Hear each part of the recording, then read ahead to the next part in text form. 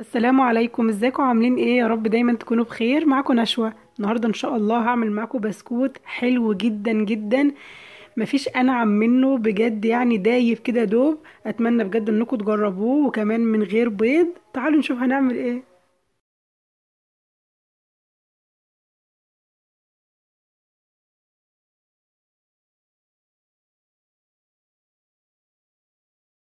بسم الله الرحمن الرحيم. معايا كمية من الدقيق على حسب العجينة ما تلمي معايا. كوباية سكر بودرة، نص كوباية زيت، نص كوباية نشا، رشة ملح، رشة فانيليا، معلقة صغيرة ممسوحة من البيكنج باودر، وثلاث معالق كبار من الكاكاو الخام، وربع كيلو زبدة 250 جرام بدرجة حرارة المطبخ.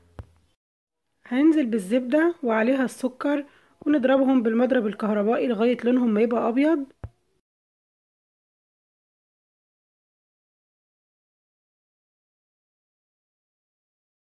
بعد كده هنزل عليهم بالنص كوباية زيت، وتبدأي بقى توقفي المضرب الكهربائي وتضربي بالمضرب السلك، وتقلبي كويس قوي لغاية ما اللون يبقى أبيض جدا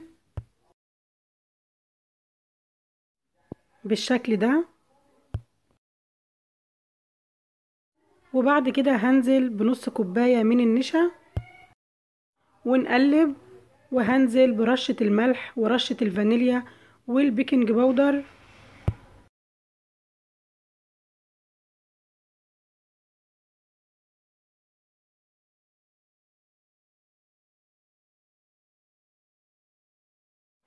هنزل بكوباية من الدقيق، وطبعا لازم تنخليه.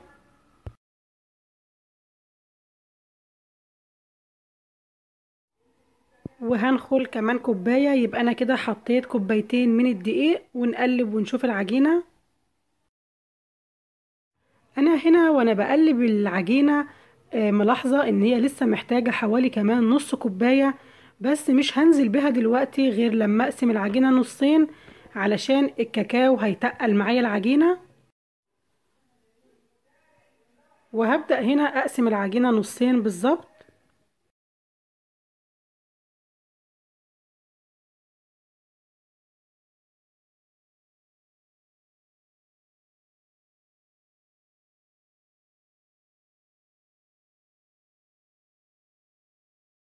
وانزل على النص الابيض بنص كوباية من الدقيق.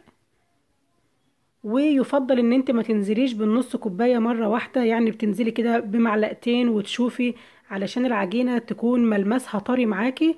علشان الدقيق لو زاد قوي في عجينة البسكوت العجينة بتشقق منك وبتبقى ناشفة، ويعني مش هتبقى كويسة معاكي خالص. العجينة بتكون ملمسها طري بالشكل ده، وتعملي لها عملية اختبار كده، تكوريها تشوفيها هتشقق منك ولا ايه. اذا ما شققتش كده العجينة معاكي كويسة وتمام. وهننزل على النص تاني بالثلاث معالق كبار كاكاو خام. بعد ما عجنتها بالكاكاو الخام لقيتها لسه برضو محتاجة دقيق، يعني حوالي كده 3 معالق كبار. انتي بقى بتنزلي كده بمعلقة وتلمي وتشوفي. لقيتها محتاجة كمان معلقة، التالتة بتحطي. المهم العجينة تكون طرية معاكي، ولكن في نفس الوقت ما بتلزقش في ايدك.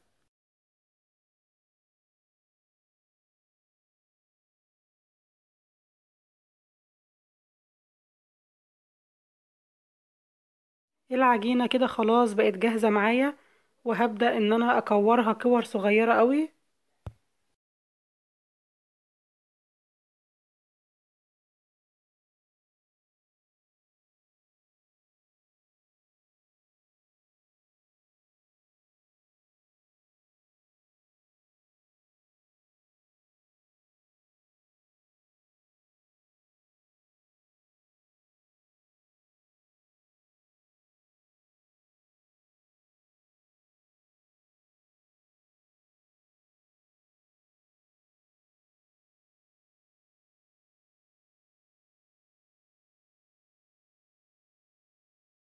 وتبدأي بقى تاخدي كورة من الشوكولاتة على كورة من الأبيض، ترصيهم كده يعني دايرة، تعمليهم 6 كور.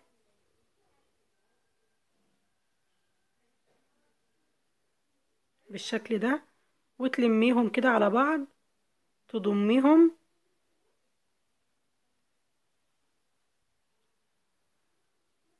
وتبدأي تكوريهم.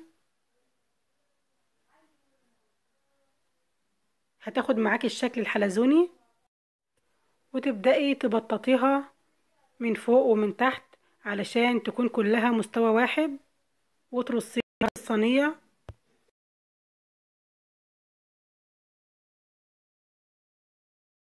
ونخلص الكمية كلها بنفس الشكل ده.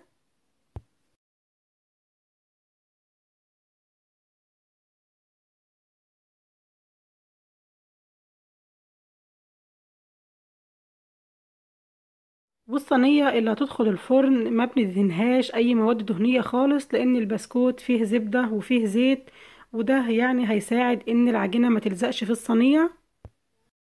خلصنا البسكوت كله بالشكل ده، بندخله الفرن.